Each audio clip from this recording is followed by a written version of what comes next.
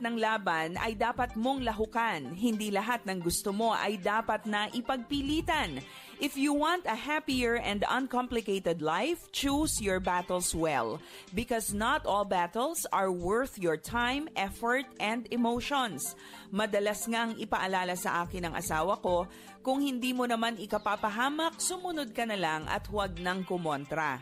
A peaceful life is a happier life. Sa trabaho at buhay mo, huwag kaaway kung di mga kaibigan ang iyong ipunin. Ang paalala ko sa iyo ngayong araw, wise people choose peace. Magandang araw, ako si Maloy Malibiran Salumbides para sa Pro Tips, partner mo sa inspiradong trabaho at negosyong umaasenso. Maraming magagandang bagay ang nakakalimutan at natatabunan dahil sa mga simpleng alitan. Matagal na pagkakaibigan na nauuwi sa di pagpapansinan dahil sa away na hindi na nila matandaan kung paano nagsimula. Conflicts, if not handled well, can be very destructive and disruptive. Kaya ang mabuting piliin natin ay ang kapayapaan at pagkakasunduan sa ating mga ugnayan sa buhay at trabaho. How can we promote a more peaceful and harmonious environment in the workplace? Una, learn to overlook. Ang mga bagay na pwede nang palampasin, patawarin na at huwag nang palakihin. Dapat marunong tayong maging mapagpasensya sa maliliit na imperfections na ating nakikita. Dahil tayo man ay di naman perpekto at tiyak na may mga taong nagpapasensya din sa atin. Dapat ganoon din tayo sa iba. Magandang ang paalala sa atin sa Philippians 2 verses 3-4 ay ating isapuso. Do nothing out of selfish ambition or vain conceit, but in humility consider others better than yourselves. Each of you should look not only to your own interests, but also to the interests of others. Pangalawa, learn to say, I'm sorry. Matuto tayong humingi ng tawad, and when we apologize, acknowledge the wrong that was done and how it affected others. Iwasan na ang pagja-justify sa inyong ginawa. Avoid making excuses at mas lalong iwasan ang pagsasabi ng hindi ko naman intensyon na makasakit. Simply acknowledge that what you did hurt others and apologize for it. Pangatlo, learn to forgive. Hindi lamang ang paghingi ng tawad ang dapat nating matutunan. We also need to learn how to forgive others and ourselves. May mga taong hindi makamove on sa kanilang nagawa. Kaya kahit na napatawad na sila ng iba, hindi pa rin maayos-ayos ang kanilang working relationship sa kanilang mga kasama dahil di nila mapatawad ang kanilang sarili. Learning to forgive yourself is a big step towards having peace. Ngayong araw na ito, sana ay makaambag ka sa pagkakaroon ng mas mapayapang atmosphere sa inyong opisina. Choose peace. Para sa Pro Tips, ako si Maloy Malibiran Salumbides. Be a blessing in the workplace today. Since 1948, the good news of Jesus Christ goes out to Filipinos across the islands and around the world. FEBC Philippines, until all have heard. 1116 DXAS, your community radio. Kasama sa araw-araw, kakwentuhan ka agapay, kaibigan ka barangay. Ito ang radyo mo. 1116 DXAS, your community radio. 1116 DXAS, your community radio.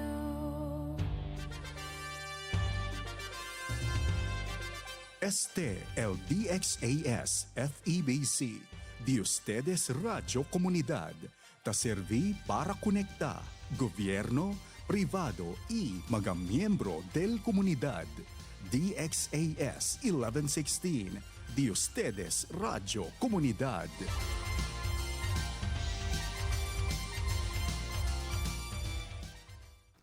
Ang oras sa buong Pilipinas, alas 7:04 na ng umaga.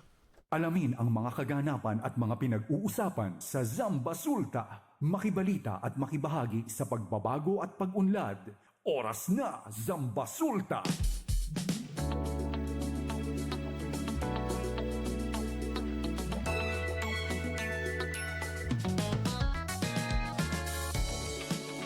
Isang mapagpalang araw sa lahat ng nakikinig sa 1116 DXAS, your community radio.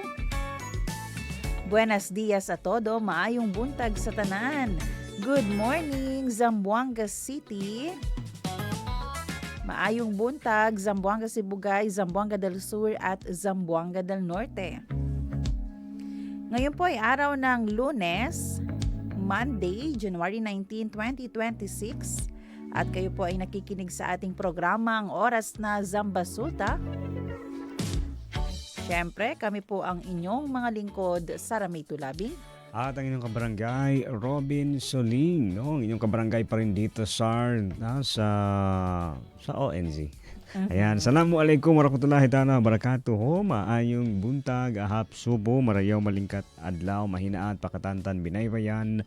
At especially sa ating mga walang sawang nakamonitor para pakinggan yung mga balita. At syempre, alam mo naalala ko lang bigla itong ating programa. Although, 'di ba, syempre gusto natin makapagbigay ng mga update, pero tayo yung nagbabalita na nagbabalita. Mm-hmm. Hindi nagpapainit ng alam mo yun, ng ulo, hindi nagpapastress.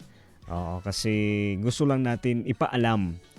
'Di ba, gusto natin ipaalam at hindi para makaramdam ng syempre yung may worries, pero alam mo yun yung advantage doon na alam mo kung ano yung inaalala mo ba, kung ano yung saan ka nag-aalala. Mm-hmm. Saan ano yung wino-worry mo, alam mo kung ano yun. Kasi minsan 'di ba, most of the time pag nag-worry tayo, hindi natin alam kung alin ba, saan ba doon. Saan galing? Saan galing, no? At anyway, good morning. Yan, good morning sa iyo. Good morning. Parang early morning tayo. early May morning. mga struggle. May mga May mga kamusta? challenges. Kamusta? Ayan, nagpapatuloy tayo sa paglaban. Sa Laban lang sa buhay. sa worries, sa Pag ganito 1 week na, kailangan mo na talagang magpa-check up kailangan na siguro, talaga no? yan. Alam mo, sa mga nakakaramdam dyan na may nararamdaman sa katawan, pag 1 week na tama yun. Dapat talaga Pag kaninang umaga, nung andun pa, yung alam mo, gumamit ka na ng gamot. Pero andun pa rin, parang, hindi na to, tama, 1 week na to. Monday din yun nung hindi nagsimula na effective ako. ang gamot. Oo. Ay, Okay. Ayan. So, Pero, after nito, tatapusin muna natin. tapusin mo na yan. Lahat. Tapusin. Mga Oo. muna, priorities muna. Ayan. Priorities naman yan eh. Oo. Pero mahirap na. Top Oo. priority yan. Sa ngayon Ako na siya. nagsasabi sa iyo. Second siya. Oo. Pero yun nga po. Hello po sa ating mga tagapakinig sa radyo at Facebook. Ayan, kahapon nakita ko si Ma'am, yung listener natin taga-Putik.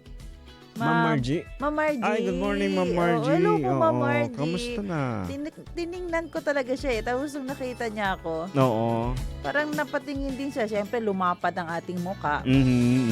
Napaisip siya ba? Napaisip siya. Oo. Pero kumaway ako para to confirm na kilala ko siya at tama yung iniisip niya. So, hello po, Ma'am Margie. Good morning So, po. Ako okay. po yun kahapon nakita niyo. Okay. Na dumaan. Oo. So, good morning sa lahat ng ating mga tagapakinig. Siyempre, samahan niyo po kami dito sa ating programang ONZ hanggang mamayang 8:30 ng umaga para po yan sa isa't kalahating oras ng balitaan, impormasyon at inspirasyon. At siyempre, sali kayo mga kabarangay sa ating usapan. Kung kayo may mga tanong, komento o mensahe, mag-text sa 0916-296-6625 o kaya mag-message sa ating Facebook page sa 1116 DXAS, your community radio. At bago po tayo magpatuloy, gusto ko lang laging ipaalala sa atin na tayo po ay dapat maging grateful sa everyday na binibigay ng Panginoon sa atin. Di ba? Maraming mga pagsubok, maraming mga problema. Pero ano yung something to be grateful natin? Especially this week, di ba? First day ng week na ito. Be Tama. grateful. maskin traffic, dapat grateful pa rin. Oo, traffic na. Inabutan na ako ng traffic. Alam mo, kuhan kami ngayon eh. Parang gusto ko dito na lang sa West Coast. Oo. Hindi. Dahil? Hindi. Ang smooth. Pero talaga. early kayo. Talaga. Oo, Kasi smooth. dire-diretso. Oo, dire-diretso. Mga 6:10 kami umalis ng bahay. Pero ayun, dumating dito 6:30. Dinaanan pa namin yung pansit. Oo. Tsaka sinunok din kayo Wala ka ng bayad, di ba? May pondo pa ako At sa'yo. sa pondo. Pero ito tamin ko baka kerito mang kuhan kumigo. Yan yung sideline. Nagbebenta online. On air. Ayan. Oo. Sige po, alamin natin ang ating ulat panahon. Weather report. Sa ganap na alas 3 ng umaga kanina, ang sentro po ng Bagyong Ada ay tinatayang nasa 385 km silangan ng Kasiguran, Aurora. Ito ay may lakas ng hangin na 55 km per hour, malapit po sa gitna at bugsong aabot sa 70 km per hour. Kasalukuyan itong kumikilos patungong hilagang silangan sa bilis na 10 km per hour. Ang amihan o northeast monsoon naman ay nakakaapekto sa hilagang Luzon. Samantala, bahagyang maulap hanggang sa maulap na kalangitan na may bukod-bukod na pag-ulan at pagkulog, pagkidlat ang mararanasan sa Zamboanga Peninsula, Basilan, Sulu at Tawi-Tawi.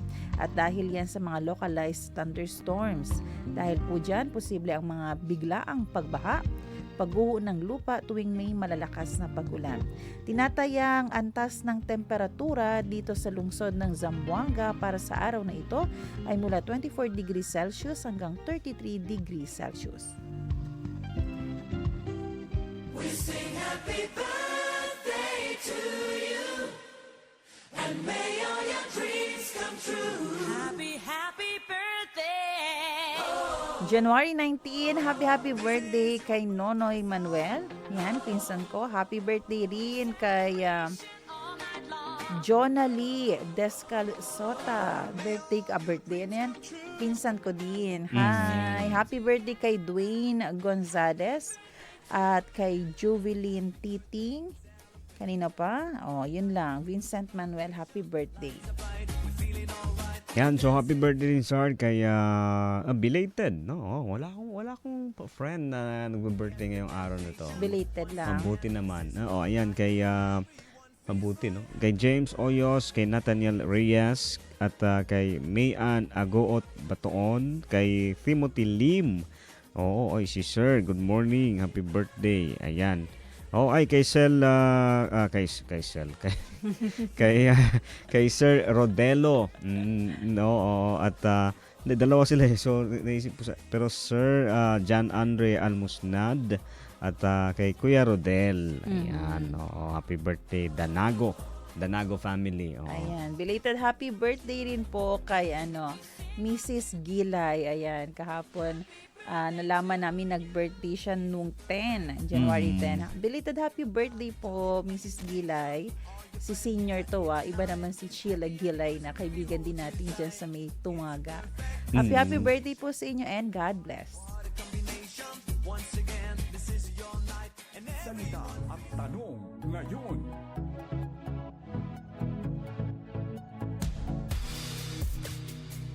Ang ating salita ngayong umaga, temptation. Sa Filipino, tukso. Chabacano, tentasyon. Sa Tausug, ini sasat. At sa Bisaya, matintal. Tanong natin, paano nyo po nilalabanan ang tukso?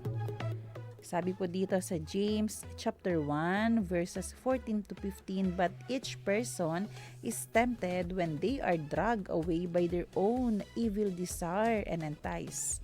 Then after desire has conceived, it gives birth to sin, and sin, when it is full grown, gives birth to death.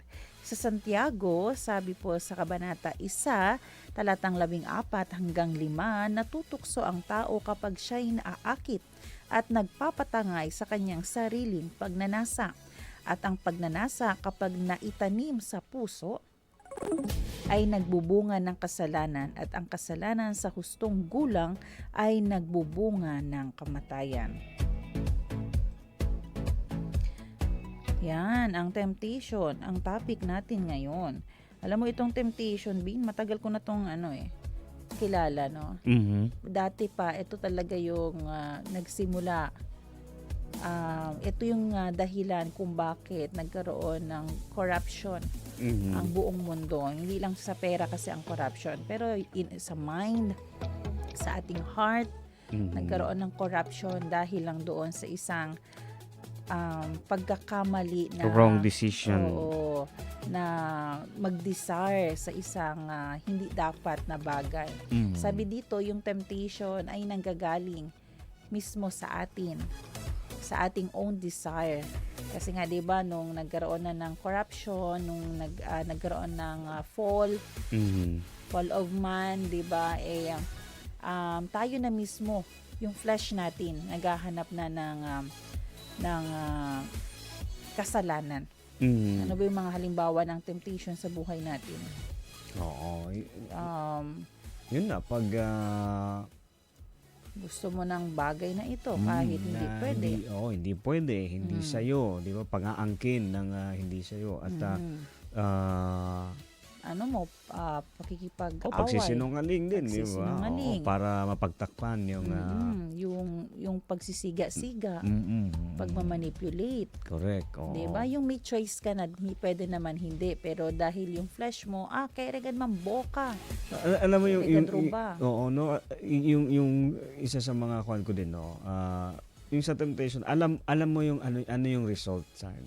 Alam mo yung ano yung magiging resulta na especially yung na hindi maganda or hindi dapat, pero ginagawa mo pa rin.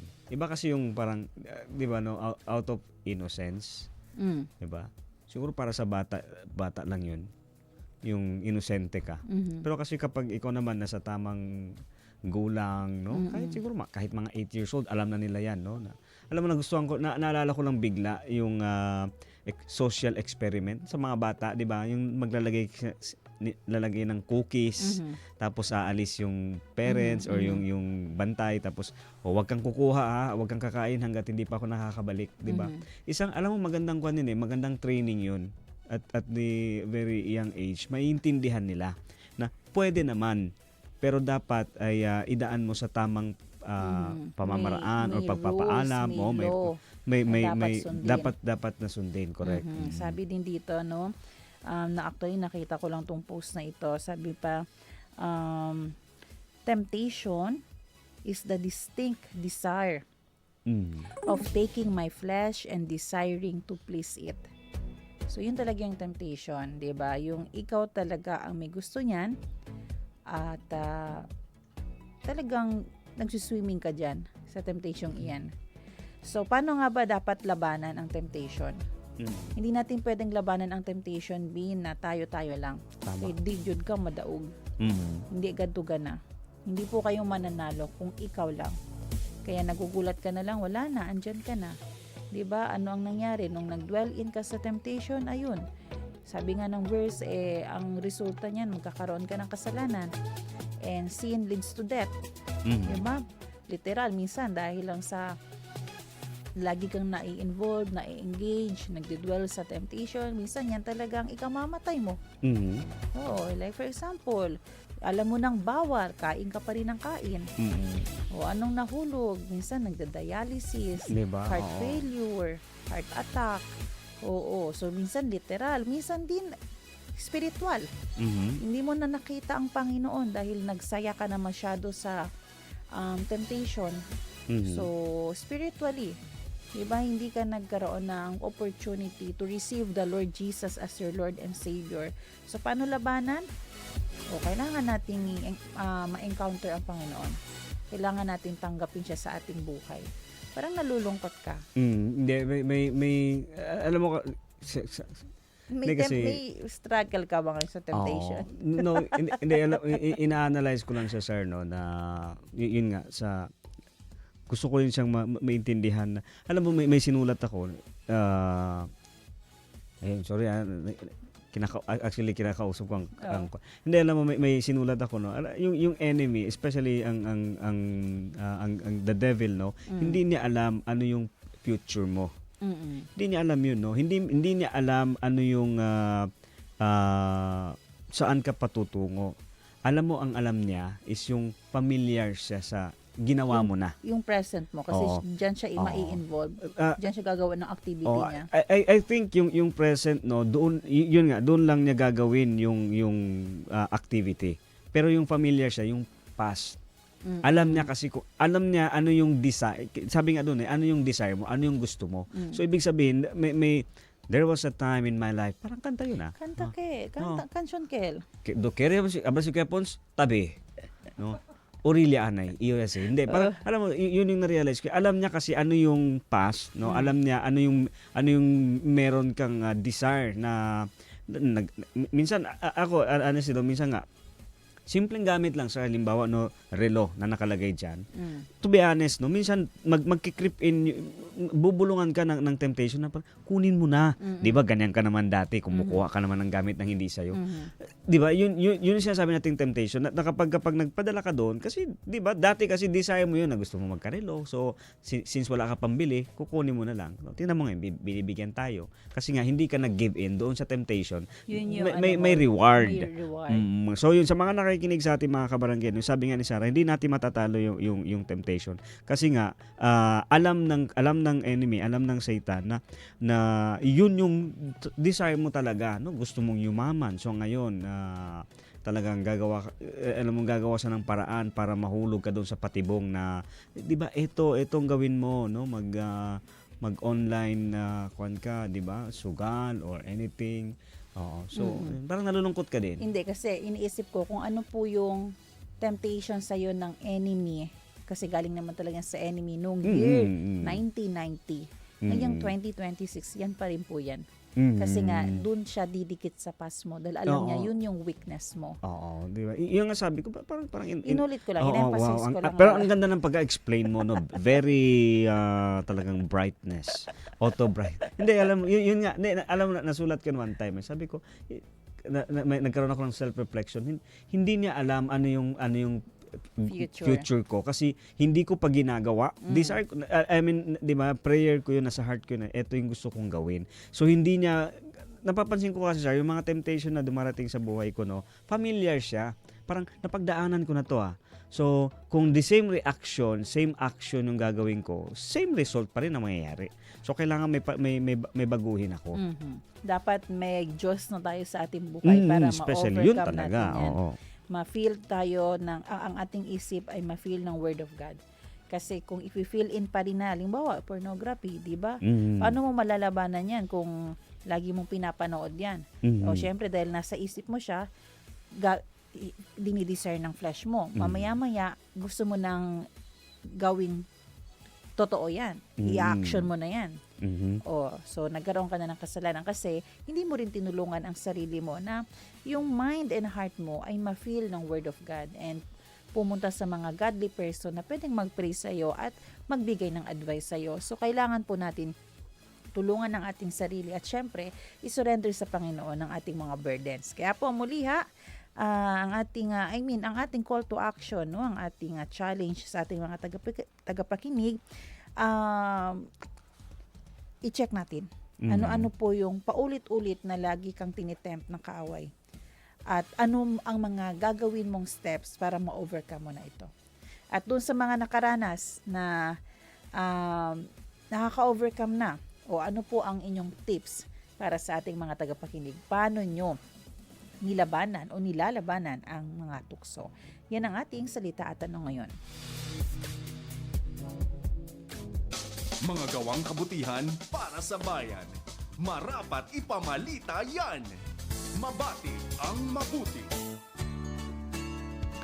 Ipinakita ni Ray Agripa Besmejo, barangay tanod po ng barangay Tula, Legazpi City, na buhay ang katapatan matapos niyang isauli ang isang nawawalang pitaka na may lamang 9,350 pesos.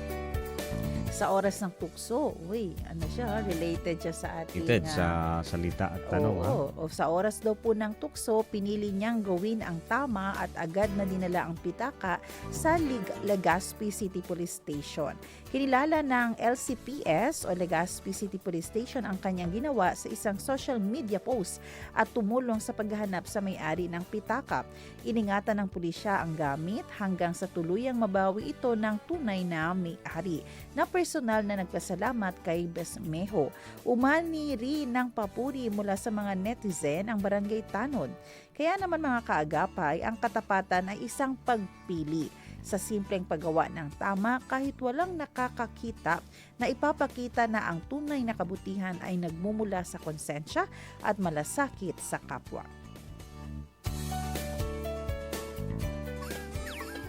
Hindi sukat, kulang sa timbang, pandaraya o maling gawin. Maitama ang mali. At para naman sa maitama ang mali, LTO kumikilos laban sa maling pagpapanggap sa kalsada. Ayan, naglabas ang Land Transportation Office o LTO ng show cause order laban sa may-ari at driver ng isang itim na sedan na viral matapos umanong gumamit ng hindi otorisadong blinker at sirena at magpanggap na sasakyang diplomatiko sa Quezon Avenue.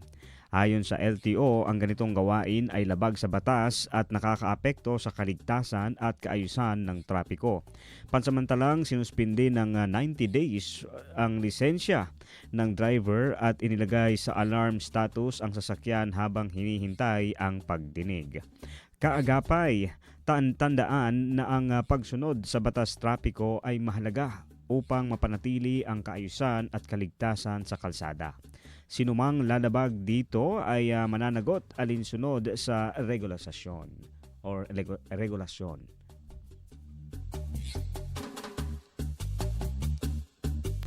Zambasulta Balita. Oras natin mga kaibigan, alas 7:27 ng umaga. At para po sa ating balita,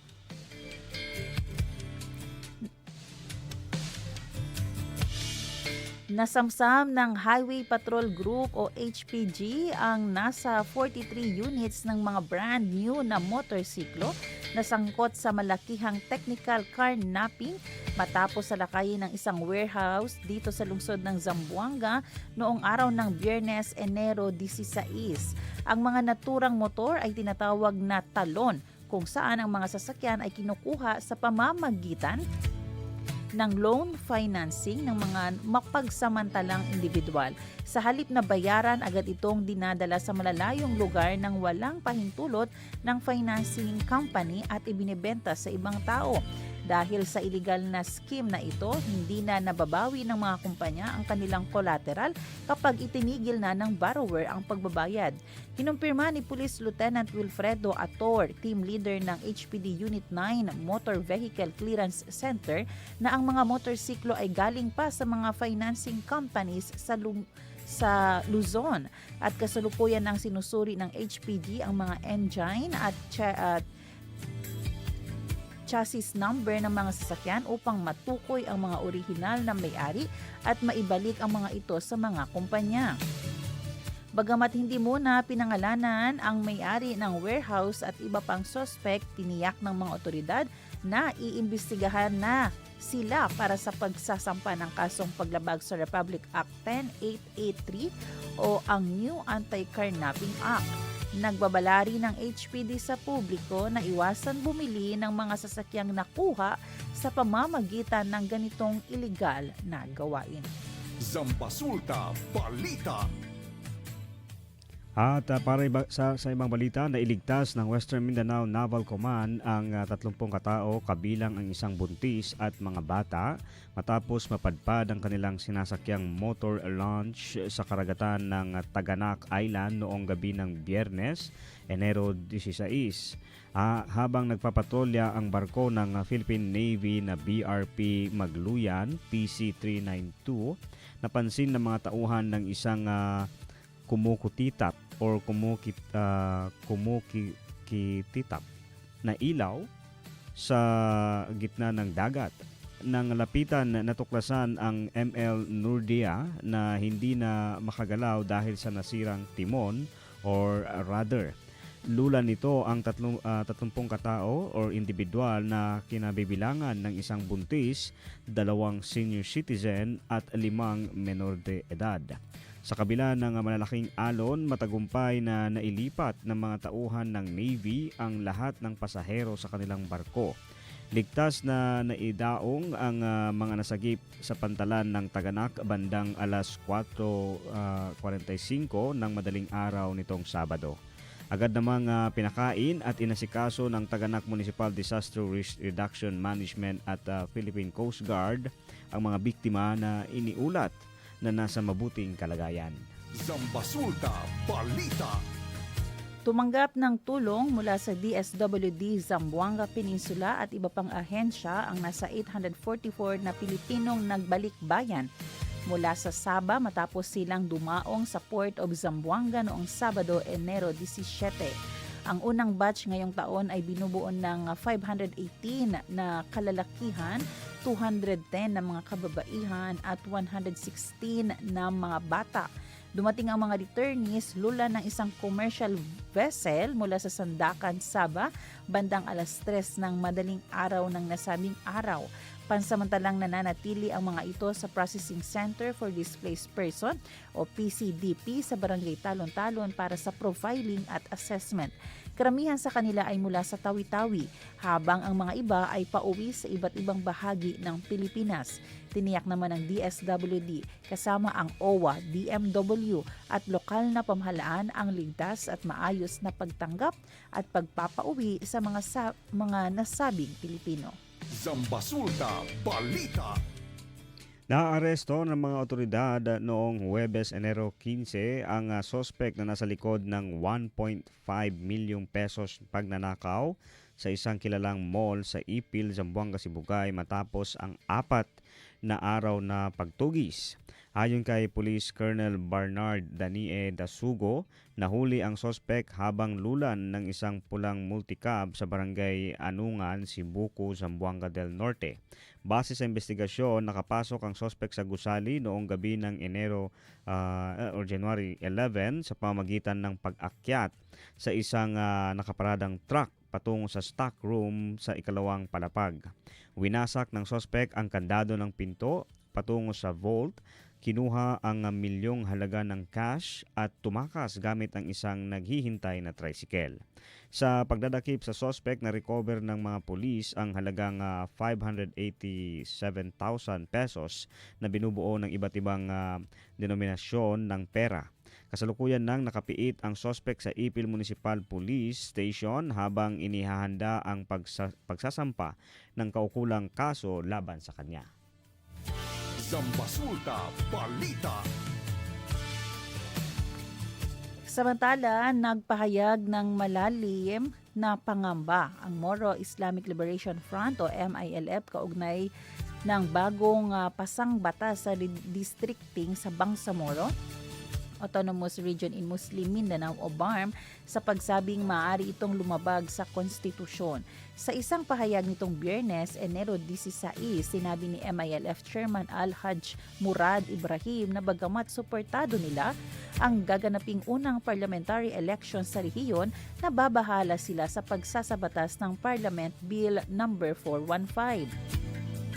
Ayon pa kay Ibrahim, bigo ang naturang panukala na sumalalim o sumalamin sa hiling ng mga mamamayan para sa patas at makatarungang representasyon.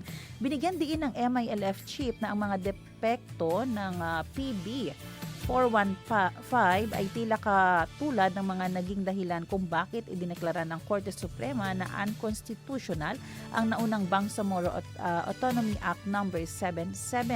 Kabilang sa mga tinukoy na posibleng paglabag ay ang hindi pagsunod sa mga kriteria ng Bangsamoro Organic Law o BOL tulad ng contiguity, o contiguity, compactness at tamang distribusyon ng populasyon, tahakang hindi pagkilala sa mga umiiral na hangganan at kasaysayan ng mga komunidad, pagsasantabi sa mga mungkahi na ilatag ng publiko sa mga isinagawang konsultasyon.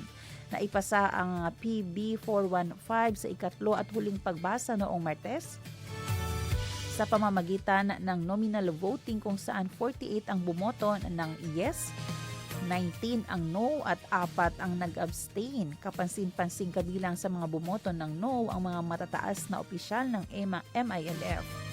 At layunin ng batas na bumuo ng 32 single-member parliamentary districts na hahatiin sa mga sumusunod: Lanao del Sur, 9 seats, Maguindanao del Norte, 5 seats, Maguindanao del Sur, 5 seats, Basilan, 4 seats, Tawi-Tawi, 4 seats, Cotabato City, 3 seats, Special Geographic Area, 2 seats. Ang panukalang ito ay inakda ni MP Naguib Sinarimbo kasama ang 9 na iba pang mambabatas. Sa kasulukuyan, naghihintay na lamang ang bill ng lagda ni BARM Interim Chief Minister Abdul Rauf makakuha upang formal na maging batas. Nananawagan naman si Ibrahim sa publiko na manatiling mapagmatiyag at makilahok sa mga dialogo sa pagbibigay diin na ang transisyon ng BARM ay nangangailangan ng mga batas na walang bakid ng duda at prioridad ang rule of law. Zambasulta Balita.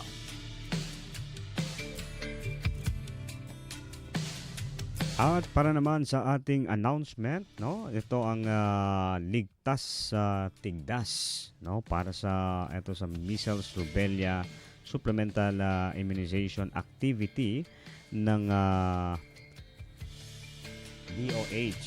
Yes, at kung saan nga ngayong araw ang umpisa nitong Mindanao-wide Supplemental Immunization Activity. Tawag dito ay Mr. SIA. Mr. kasi measles, rubella. Mr. SIA. Siyempre, itong vaccination na ito ay libre at ligtas at kung saan po ito ay pwede para sa lahat ng 6 months to 59 months old. Oo, simula po today may kick-off actually sa Ayala ngayon area. Pero simultaneous po gagawin ito sa buong Zamboanga City kasama ang mga island barangays natin. Saan kayo pupunta? Ang inyong barangay po ay merong mga health center alias Silaanda. Doon po kayo pupunta ngayong araw na ito, starting today kasi hanggang February 13 ito, para magpabakuna. Oo, pero meron din tayong tinatawag na iba pang mga site saan kayo pwede magpabakuna. Okay, lalo na sa mga parents, guardian, lolo ang kinakausap natin kasi syempre baby pa si 6 months. Okay, so anong gagawin? Pumunta po kayo sa mga area na designated naman para doon magtayo ng table ayan ng ating taga City Health Office. Sila din ay magi-inject ng vaccine na ito. So, kailangan po natin ito dahil delikado po pag tayo ay magkaroon ng measles or rubella. Oo, pwede po kasi worst to worst scenario ay magkaroon po ng fatality ano yan? Pwede pong may mamatay. Oo. Pag hindi nagkaroon ng vaccination. Oo, tsaka wag mag-alala, sabi nga ni Doktora Miravite, 50, 60 years na po natin itong ginagamit. Proven and tested. O antes kasi 'di ba, nagkaroon tayo ng mga issues. Mga dengue vaccine, tsaka may isang vaccine yun na nakalimutan. So pero ito, ayan, ang ating doktor na po nagsabi 50 to 60 years natin ginagamit. Opo. So yan po January 19 hanggang February 13 wala pong house to house ngayon. May ken anda na dito yung kasa kay eto anda na di ila post. So wag i-entertain sir, no, especially baka may mga pupunta yung sa bahay tapos para sabihin pagalang to ma'am. May assessment may libre po ito. Libre ito ng ating government. So kasama pati sa Sulu. Oo, hanggang actually. mga municipalities ng Yes. Sulu, Mindanao no? wide din ito eh. Okay. Oo, yung Sulu, alam ko na ang target ni, sabi ni Dr. Dakayanan, yung taga-DOH na nakausap natin, 125,000 children ata ang kanilang target na mabakunahan dyan. Oo. So, expected po na nandyan po sila sa inyo hanggang February 13, 2026.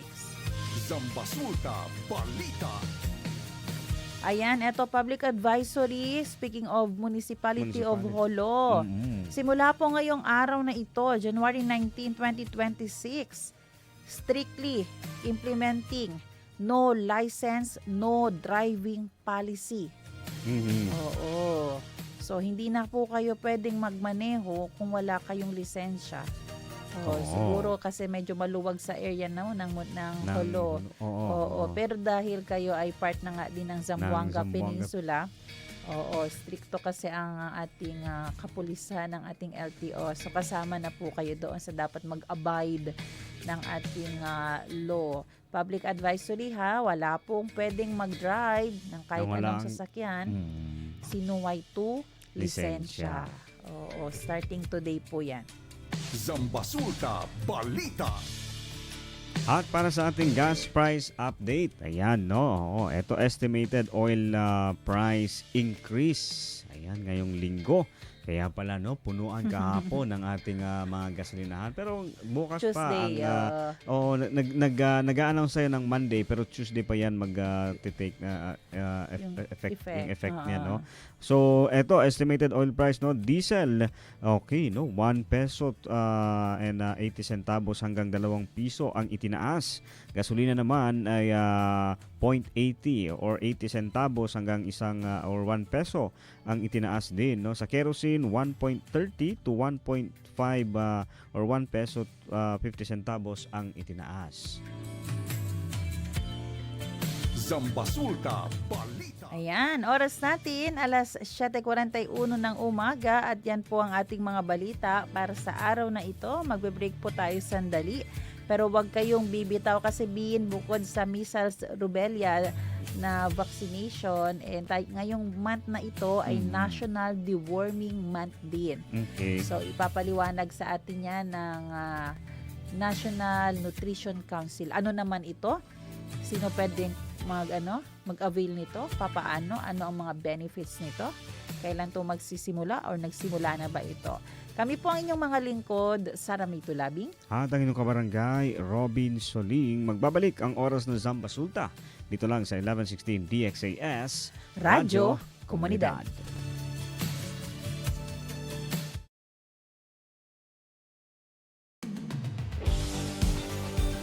Pakinggan ang mga kwento ng nagbagong buhay sa pamamagitan ng mensahe ng pag-asang mula kay Hesukristo. On air, online, at on the ground. Ito ang The FEBC Report. Kasama si Luis Miguel Castillo, Chief Executive Officer ng FEBC Philippines. Sa pagpasok ng panibagong taon, wala nang mas magandang paraan para magsimula kung hindi sa salita ng Diyos. Sa Hebreo talata 12, pinapaalalahanan tayo na ang buhay Kristiyano ay isang pagtakbo na kailangan ng pagtsatsaga. May mga panahon ng pagtutuwid, pagtuturo at paghuhubog dahil mahal tayo ng Diyos bilang Ama. Tinatawag niya tayo magpatuloy at panitilihing nakatuon ang ating paningin kay Jesus, ang nagpasimula at nagpapaging ganap ng ating pananampalataya. Sa Hebreo Kabanata 12, talata 26 hanggang 29, mababasa natin, "Lumanig noon ang lupa na magsalita ang Diyos, at ngayon ay nangako siya, minsan ko pang yayanagin ang mundo, pati na rin ang langit. Ang katagang minsan pa ay nagpapahiwatig na aalisin ng Diyos ang lahat ng nilikha niya na nayayanig, para manatili ang mga bagay na hindi nayayanig. Kaya magpasalamat tayo sa Diyos dahil kabilang na tayo sa kaharian niya na hindi nayayanig.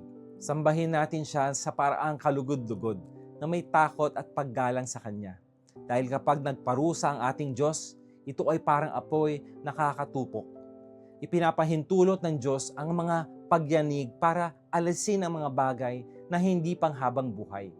Hinahayaan ng Diyos ang gulo sa paligid para ipakita kung ano ang tunay, matibay at nakatayo sa kanyang pundasyon. Dahil dito, lubos ang ating pasasalamat sa pamana ng kahariang walang hanggan para sa mga nakaugat sa kanya. Ganito rin ang sinabi ni Apostol Pablo sa 1 Corinthians chapter 3 verses 11 to 15, na si Jesus lamang ang tunay na pundasyon at ang mga ginagawa natin sa buhay na ito ay susubukin na parang sinusubok sa apoy para malaman kung ito'y ginto na tumatagal o kahoy na madaling masunog. Paraan nito ng Diyos para dalisayin ang ating gawain at ipakita kung ano ang tunay na nakatayo kay Kristo. At sa 1 Peter chapter 1 verses 6 to 7, pinaliwanag ni Apostol Pedro na sinusubok din ang katapatan ng ating pananampalataya, gaya ng pagdalisay sa ginto. Sa kabuuan, itinuturo ng kasulatan na ginagamit ng Diyos ang mga hamon at paghihirap para dalisayin ang kanyang bayan at panatilihin tayong nakakapit sa Kanya. At hindi ba't ito rin ang nakita natin sa ating bansa at sa ating ministeryo nitong nakaraang taon?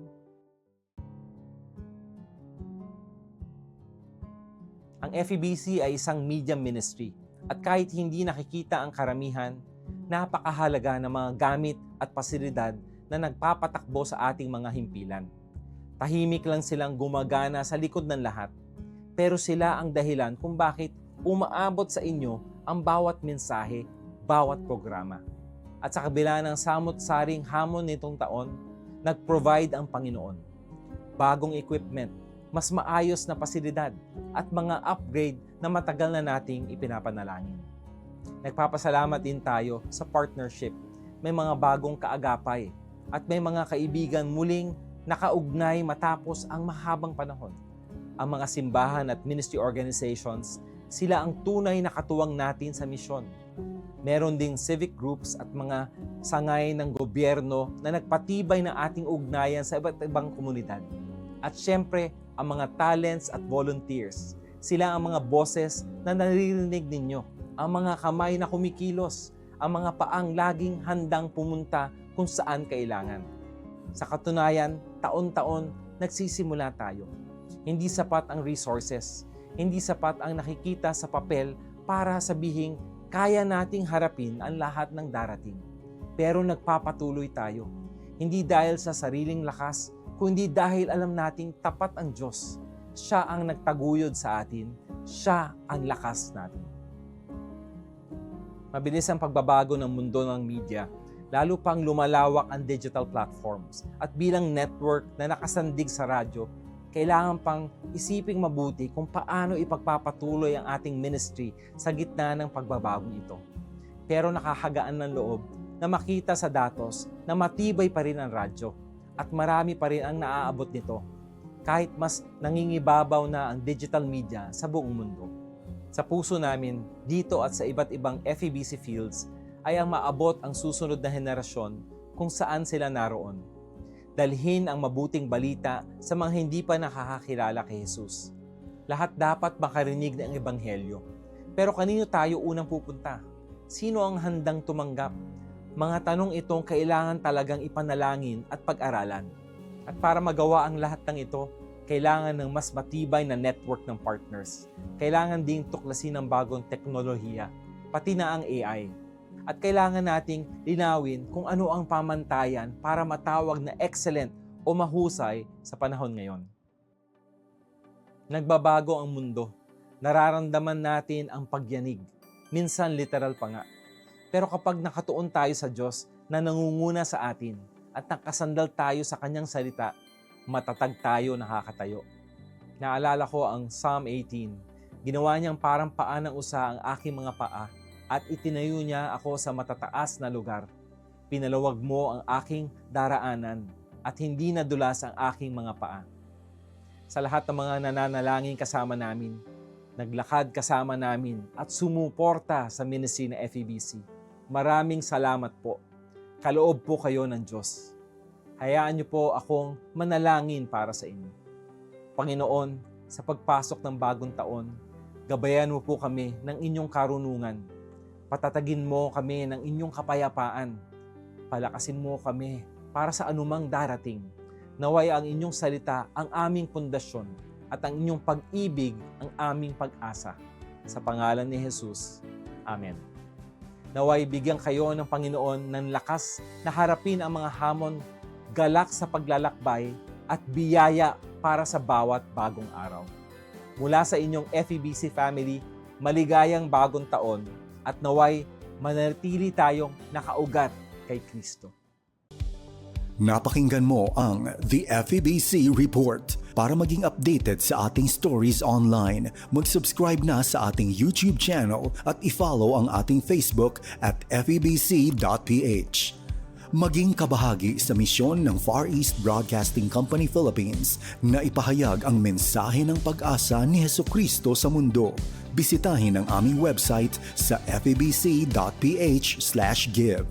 Salamat sa inyong suporta sa ministeryo ng Panginoon. Pagpalain po kayo ng Diyos. 48. Lubos na naibabahagi ang mabuting balita ni Hesukristo sa mga Pilipino sa ating bayan at maging sa mga nasa ibang bansa tungo sa Far East Broadcasting Company Philippines. FEBC Philippines, hanggang marinig ng lahat. Han, hindi ko maisaksak itong TV natin. Sira na kasi itong electrical cable niya eh. Kapag sinusubukan kong idikit sa saksakan, nag-i-spark. Nako, wag mo na munang isaksak, baka mapano ka pa. Wag na rin muna natin itong gamitin sa ngayon. Dadalhin ko na lang ito sa repair shop para maipaayos o mapalitan na. Mabuti pa nga. Mahirap na at baka maging dahilan pa yan ng sunog eh.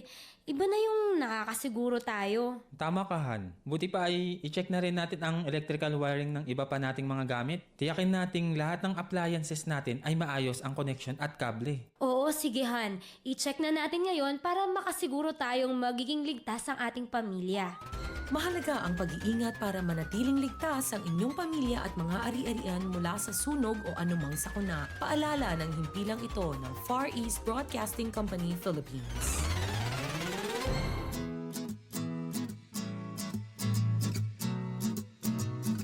Okay class, sino ang may idea sa inyo kung ano ang mabuting naidudulot ng pagdodonate ng dugo?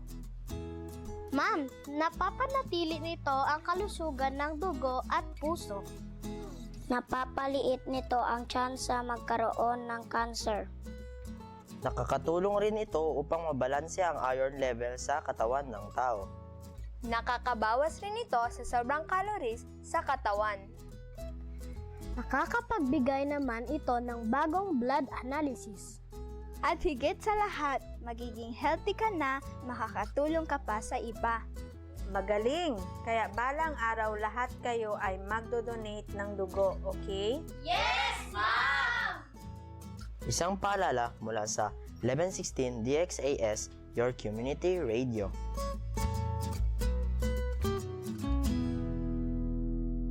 Oras na, Zambasulta!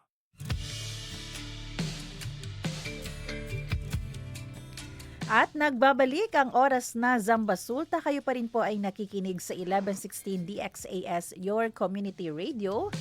Ako po si Sara May Tulabin. Ang DXAS ay isa sa mga himpilan ng Far East Broadcasting Company at kasapi sa kapisanan ng mga broadcaster ng Pilipinas.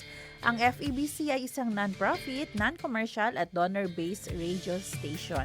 At dahil po sa katapatan ng ating Diyos at sa inyong partnership, tayo po ay nagpapatuloy sa pagbibigay ng mabuting balita ni Kristo.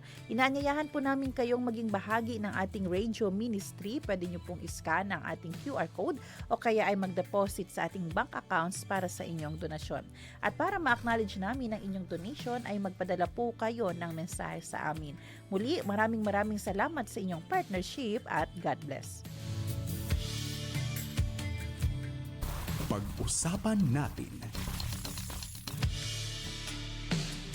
Ngayong araw ng Lunes, makakasama po natin muli ang ating partner agency, ang National Nutrition Council, para po pag-usapan ang isa sa pinakamahalagang activity na gagawin po ngayong buwan na ito. Ito po yung deworming activity, no, na kung saan dahil po ito in celebration sa National Deworming Month. Alamin po natin kung bakit kailangan ito, bakit po ito mahalaga, at ano ang goal nila dito, sino-sino ang pwedeng mag-avail nito, at alamin pa natin ang ibang mga information na dapat natin matuklasan. Kasama po natin ang ating Nutrition Officer 2 ng NNC, Ma'am Rowens Zorilla. Ma'am, good morning. Hello po, magandang umaga po sa inyong lahat. Andito na naman po ako sa inyo, si Rowan Zorilla po from the National Nutrition Council, Region 9, Nutrition Officer 2, na maghahatid po sa inyo ng mga health and nutrition education. Sabi ko nga kanina, hindi lang pala measles at rubella ang activity ngayon ng ating, of course, ka-partner nyo dito for sure ang DOH. Pero ngayon ay National Deworming Month. Siguro ma'am, umpisahan po natin doon sa mga magulang, first-time mommy na hindi pa familiar. Ano ba itong function? Ano ba itong deworming? Explain nyo nga po, Ma'am Rowens. Okay po, no? Thank you so much po, Ma'am Sar. No? Thank you again po for inviting us po dito sa inyong radio station. So, ano nga po ba yung deworming? Or this January, we are celebrating po yung ating National Deworming Month. So, ito po ay isang nationwide public health campaign po na pinangunahan po ng ating Department of Health and conducted po ito every January and July. So, yung goal po nito is para maprotektahan po natin yung mga bata from intestinal parasitic worm infections na, yes po, no, as we all know, common naman po ito, pero preventable po ito na health problem sa mga communities. So, yung infections po na ito ay may seem minor at first po, no, but over time, they can seriously affect po yung child's nutrition, yung ating, yung growth, physical strength po nila, and yung ability po nila na matuto. So, through yung free deworming po natin, no, and health education, of course, the program helps ensure po na yung mga bata ay mag-grow po ng healthy and active, and pwede po silang mag-perform ng maayos po sa kanilang mga eskwelahan. So, in short, yung deworming po, mga mommies, ito yung pagtanggal, pag-alis sa mga bulati na nasa loob ng tiyan ng ating mga chikiting. Yes, pagpupurga po, yes. Ayan, pagpupurga. Ayan po. Ano po ba, may mga types of worms po ba commonly na nakaka-apekto po sa mga bata? Yes, actually po yung mga most common worms po na nakaka-apekto po sa mga bata, ito po yung tinatawag na mga soil-transmitted helminths, kung saan po natin, pwede po natin itong makuha sa contaminated soil, and pwede po itong matransmit through yung poor sanitation and hygiene. So pag hindi po tayo naghuhugas ng kamay or humahawak po tayo ng mga contaminated ground or soil at kumakain po tayo ng mga contaminated food na hindi po na hugasan po ng mabuti or hindi po naluto ng mabuti, and isa din po doon, no, yung pag-inom po natin ng unsafe water, no, pwede po natin makuha itong mga soil-transmitted helminths. So, this infection po actually are common among children kasi po they are exposed po, no, mahilig po silang maglaro sa labas, no, lalo na po humawak po ng mga lupa, and kapag hindi po nahugasan kaagad yung mga kamay nila, tapos kumain po sila, so na-intake na po nila or pumasok na po sa kanilang katawan yung mga soil-transmitted helminths po natin na tinatawag po.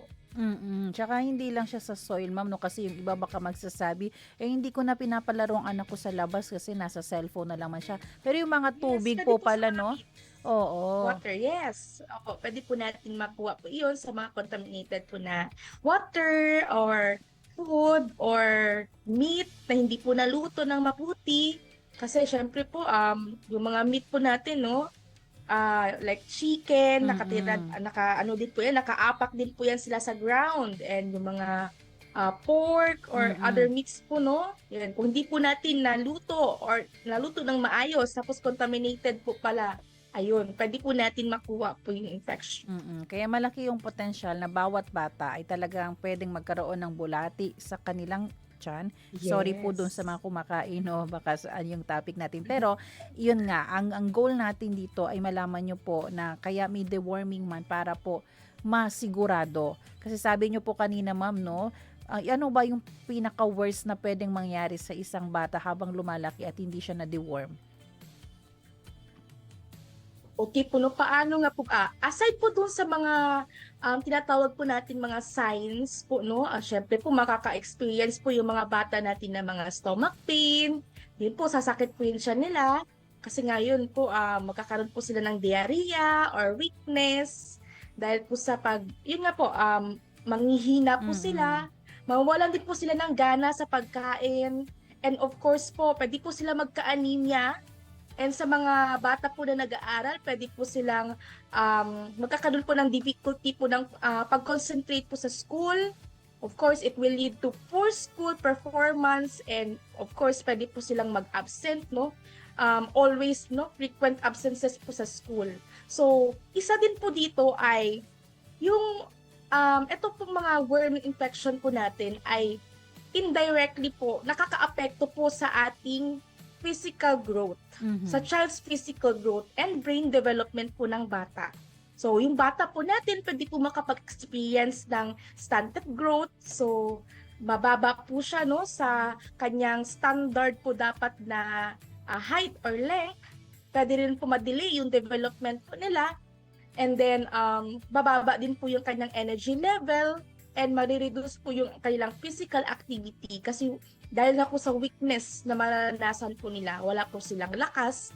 Kasi, like po, no, sa mga school po natin, no, yung mga children po nito ay, yun nga po, na-mention ko po kanina, pwede po silang magkaroon ng difficulty concentrating po sa mga school natin, poor memory, yun po, no, and it will lead to low academic performance. So, over time po, makaka-apekto po ito sa overall potential and quality of life ng bata. Kaya po napaka-importante po talaga na hindi po natin ipasawalang bahala po itong ating mga worm infection. So, baka sabihin po ng iba, ay common na yan, bata pa naman, no? So, maaari po ito sa overall quality of life ng mga bata po natin. Kaya, kung maaari po sa ating mga parents or guardians po at home, lagi po nating bantayan at yung maayos po na hygiene po sa ating mga bata po, no? Kasi as we all know, not all the time po ay nasa tabi po tayo ng ating mga anak o yung mga inaalagaan po ng mga pamangkin. So, maaari po natin silang turuan paano ba maghugas ng kamay at bago kumain, dapat maghugas ng kamay, gamit ang sabon, gamit po ang safe water or clean water. Bukod po doon na nakaka-apekto siya sa child's growth, no, and learning, directly sa malnutrition din po ang target nito, no, pag hindi nagpapurga. Yes po, if you are stunted, you are malnourished po. So isa po yun sa magiging epekto po ng ating worm infection, stunted growth. So magiging po tawag dito, bansot. Magiging bansot po kayo, no? Yung mga bata po natin kasi nga po yung mga nutrients po na na-intake natin, kumbaga po ay kinukuha po ng mga worms yun. So, imbis po na ma-absorb ng katawan ng bata po ay hindi po siya na-absorb. So, it will lead po to malnutrition, stunted growth, dahil nga po na nakukuha ng bata. Kahit po kumakain pa po yun ng marami, basta may worm, useless lang din po. Yun po, no? So, napaka-importante po talaga kahit mag-vitamins po yung mga bata or kahit kumain pa po ng gulay yan, lalo na po yung mga bata po na talagang hindi po kumakain ng gulay. Wala pong kinokonsume na healthy foods, mas lalo po silang mangangayayat or mas lalo po sila magiging malnourished kasi wala na nga po silang na-intake na nutrients, may worm pa po sila sa katawan. Nagko-compete po yung worm doon sa nutrients po na ini-intake po ng mga bata. So, yun po. Ini-imagine ko po, ma'am, no, kasi ako ay pet lover. Pag sa ating aso yan, do akil sila plako, kabay grande bariga. Yes. Opo, yes po. Oo. Kaya nga po, no, kawawa nga po, no, kahit sa mga alaga po natin, no, mga alagang hayop, ganyan. Kailangan po pinapapurga din nga po yan, di ba, yung mga for moms natin dyan. So, ganun din po sa mga bata natin, lalo na po yung mga bata po natin. Kasi, yun nga po yung mga epekto po sa kanila. Maaaring maging epekto po sa kanila kung hindi po naagapan po. Pero sino po yung mga target beneficiaries po ng ating deworming program? Okay. So, yung mga target beneficiaries po natin dito, yung mga bata na 1 to 12 years old. So, meron pong meron po tayong mass deworming for children age 1 to 12 years old. Conducted po ito twice a year. Kaya nga po sabi ko po kanina, ang ating National Deworming Month po ay pinagdiriwang po sa January and July. So, for every 6 months po, mass deworming po tayo led by our Department of Health. So, sa mga preschool naman po natin na children, yung mga 1 to 5 years old, kine-carried out po yung ating deworming during po ng nationwide Garantisadong Pambata or GP po na tinatawag nila. And doon naman po sa mga school age children po natin, yung deworming po ay nasa schedule po every January and July as mandated po ng ating Department of Health, Administrative Order number 2010-0023 issued po noong July 13, 2010. Pwede sila pumunta sa Barangay Health Center or sa private hospital. Yes po, free naman po ito. Free po yung ating deworming service sa ating mga barangay health centers or yung ating mga public schools or rural health units po sa ating mga munisipyo. During National Deworming Month, pumunta lamang po tayo sa ating mga health workers or kung barangay nutrition scholars para po magpapurga po ng ating mga bata. So, yun po, itong mga nabanggit ko po na mga personnel po, work together to ensure po yung mga medicines po natin para po sa ating mga worm infection po ay ma-reach po yung mga eligible children po, even po dun sa mga malalayong lugar, yung mga far-flung communities. Bigyan nyo nga po kami ng idea, Ma'am Rowens, paano po ginagawa yung pagpurga? Gaya pa rin po ba sa dati yung parang nilalagay sa bibig? Yung pa rin po ba yun? Yes. Opo, yes po. Same pa rin po nung dati po, may binibigay lang po na medicine doon po sa mga parents po natin and then sila na po yung magbibigay po doon sa bata. Lalo na po yung mga maliliit na bata pa. So, mahirap pong painumin ng mga ganong medicines po, yun po, yung mga parents po, yung ating binibigyan po ng instruction kung paano po painumin yung mga bata. Yung naka-assign din sa health center ang magsasabi kung pwedeng mag-take o hindi muna ang bata. May mga ganyan po ba na pag may sakit muna o wag muna nating purgahan? Kasi sa measles at rubella, ganun po si impermo anay dito yung anak, yung 6 months to 59 months, mandelay anay kita dale konele vaccine. Ganyan din po ba, for sure, explain naman po yan sa kanila ng kanilang health center personnel. Yes po. Case-to-case basis po kasi depende din po sa kondisyon. So, pwede po tayong magtanong kung may mga nararamdaman po yung bata, kung pwede po bang mag-intake yung bata ng itong medicine. Kasi baka may mga contraindication din po, baka po may mga existing po na medicine din po na iniinom yung bata. So, yan po, maaari po tayong magtanong sa ating mga MHO, yung mga health officers natin, yung mga doktor po natin na naka-assign po sa ating mga municipalities kung maaari bang uminom o hindi po or kung kailan po ba pwede. So, depende po, case-to-case basis po kung ano po ba yung kasalukuyan po na nararamdaman ng bata. Kailangan po ninyo maging tapat doon sa personnel or naka-assign na magbigay sa inyo ng gamot para po alam nila ano yung senaryo, ano ang case nitong batang ito. Kasi, yes po, tama po kayo.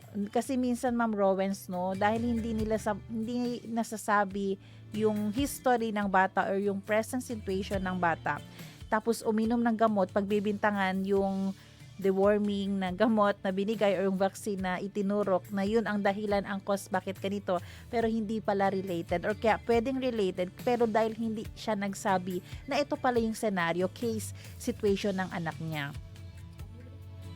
Yes, tama po. So, kaya maganda po, no, kapag pumunta po tayo sa ating mga health centers o yung ating mga rural health units ay sapiliin po natin. At saka, tatanungin din naman po yan sa atin, no, kung ano po ba yung, may sakit po ba yung bata or may nararamdaman po ba or currently may iinom pa po ba ang medicine. So, sabihin naman po natin sa kanila.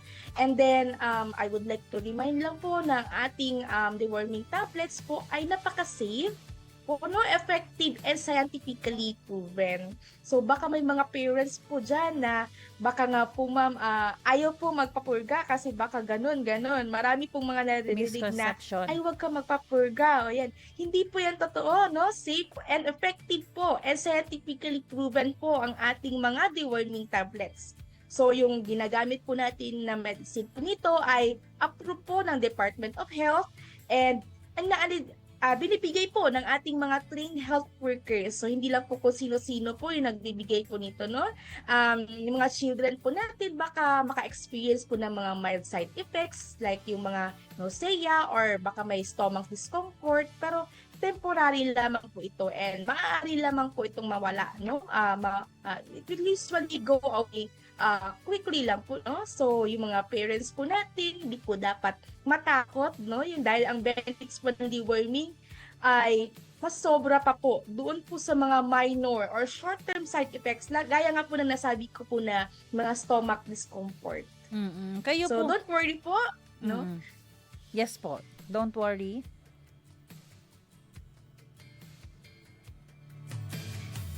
Ayun, oo. Pero Ma'am Rowens, tanong ko lang din po, since kayo po ay minsan nagko-community, ano po yung mga naririnig nyo na mga misconception minsan ng ating mga magulang dahilan para hindi sila under doon sa deworming program ng ating mga anak? Ano po yung mga gusto nyong itama po ngayon na ay hindi po tama yung ganong paniniwala?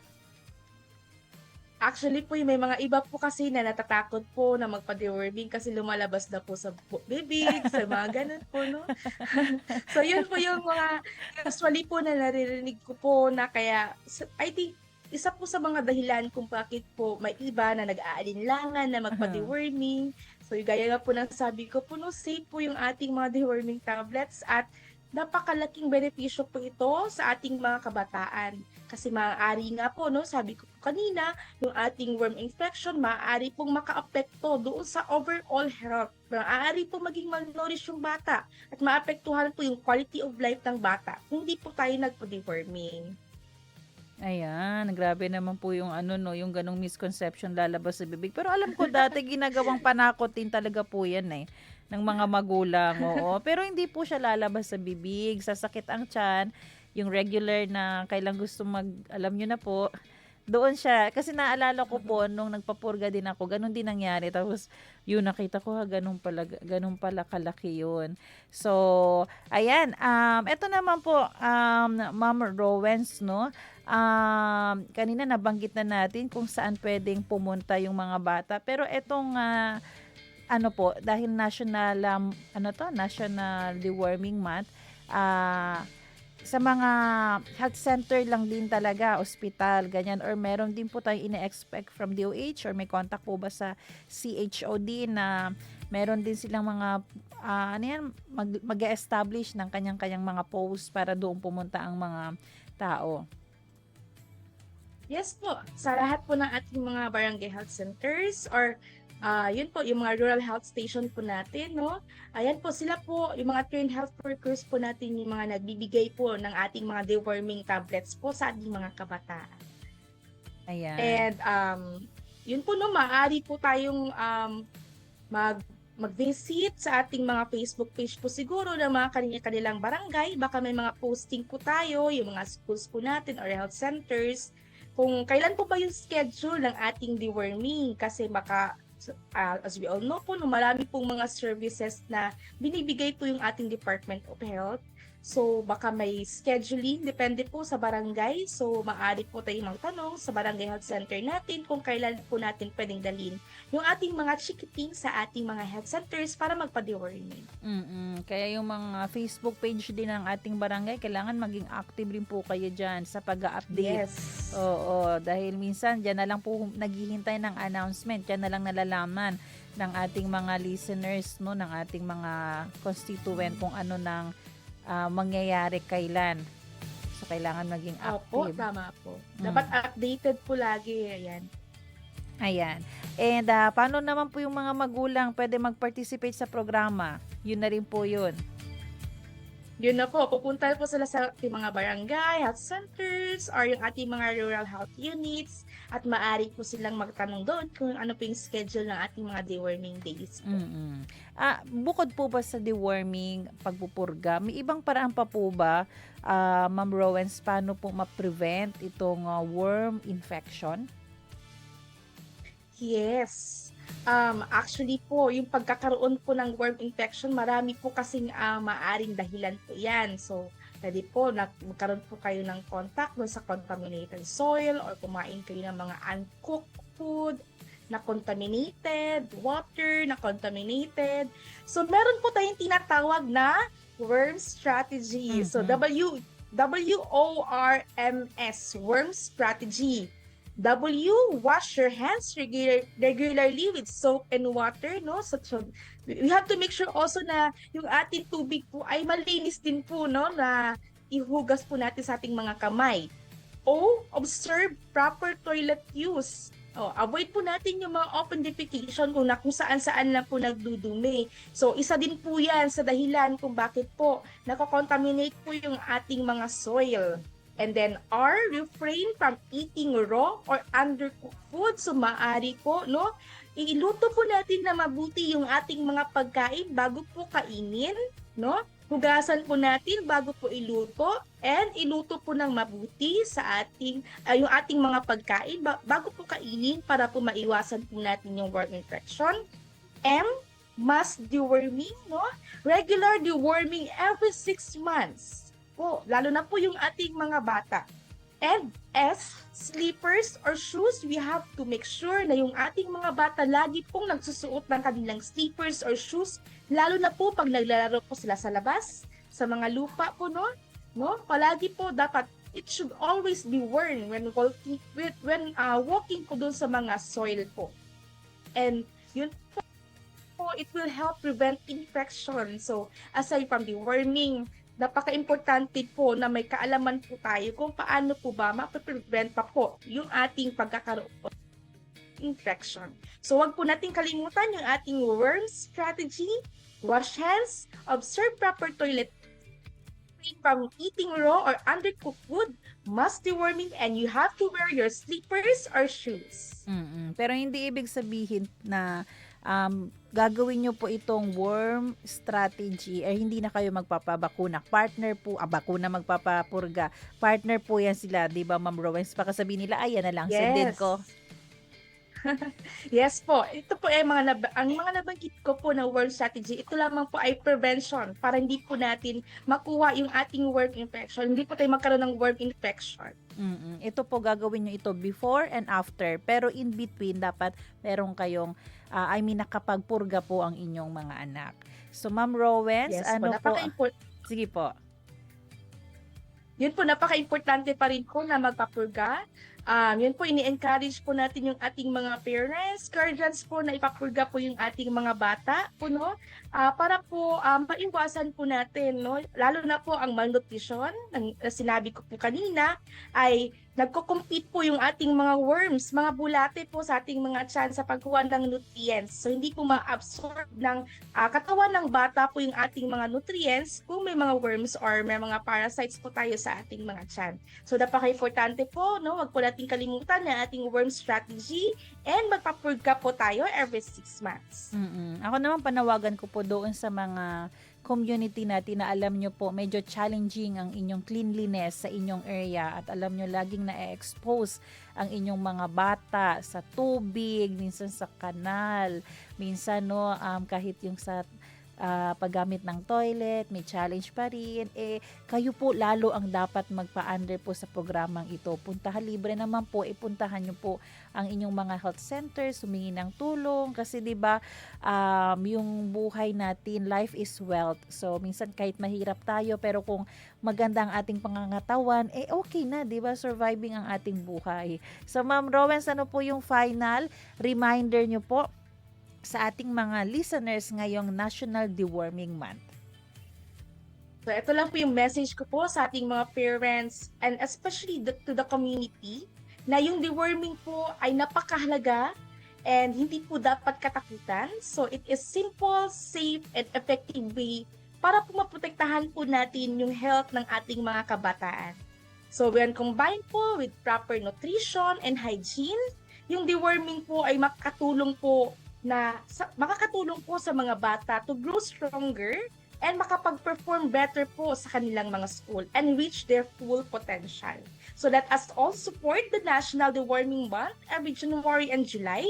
So by working together, parents, schools, yung ating health workers and communities, we can prevent worm infections, and ensure a healthier and brighter future for every Filipino child. Yun lamang po at maraming salamat po sa lahat ng mga tagapakinig. Ayan, at gusto kong batiin ng good morning ang ating mga listeners na nag-comment sa atin. Tristan Gulay, buenos dias. Ate Sara Ador Malapitan, good morning po. Ayan, nakikinig sa atin. Ma'am Mife, good morning daw din sa atin. Ayan, maraming salamat po. Sa ating naging guest ngayon, nakakasama po natin ang National Nutrition Council every third Monday po ng month, no? So, makakasama po namin kayo muli next month. Ayan, third Next Monday. month. Yes po. Third Monday. Third Monday. Yes po, tama po. At lagi tayong excited pag si NNC na kasi marami tayong health tips na nakukuha. Ma'am, maraming salamat po. God bless you, Ma'am Rowens Zorilla. Thank you so much po sa lahat po ng mga tagapakinig at sumusuporta po sa ating FEBC. Thank you po sa lahat. Ayan, at sa ating pagtatapos, tayo po ay manalangin.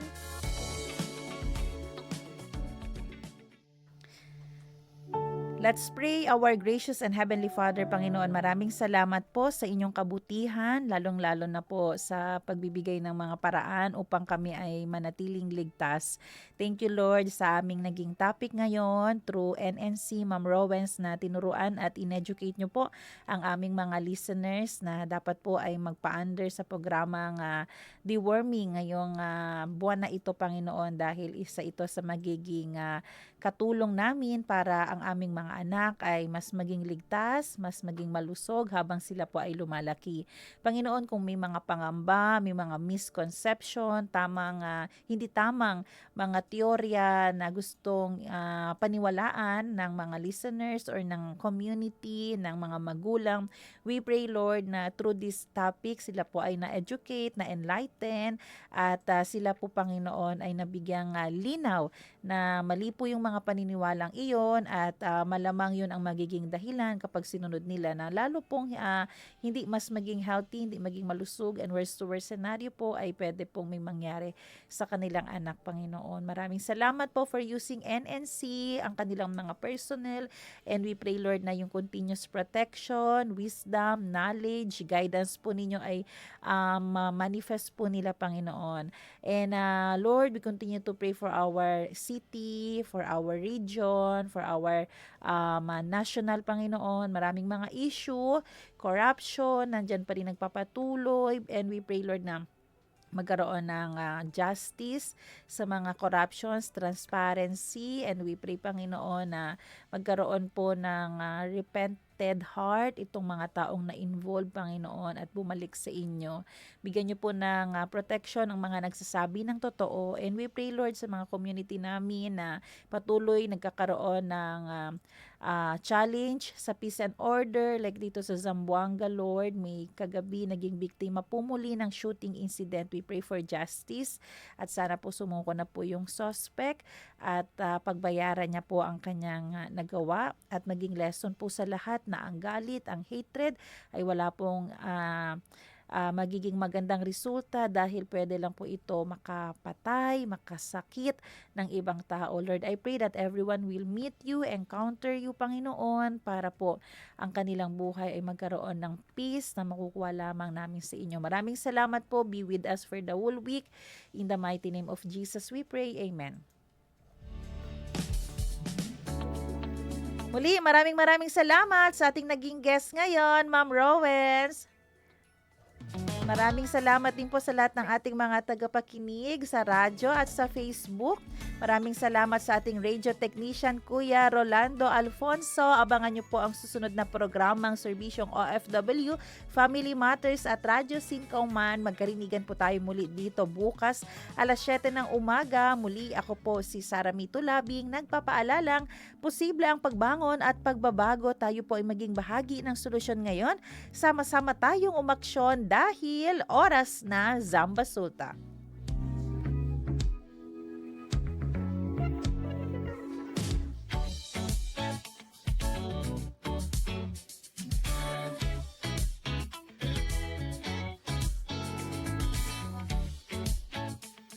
Inyong napakinggan ang programang Oras na Zambasulta. Para sa mga komento, mensahe o suhestyon, tumawag o mag-text sa 0916-296-6625 o sa 0998-844-1410. Madaling mahalin ang mga kamahal-mahal. Madaling mahalin ang mabait at maunawain sa atin. Pero yung masama ang ugali,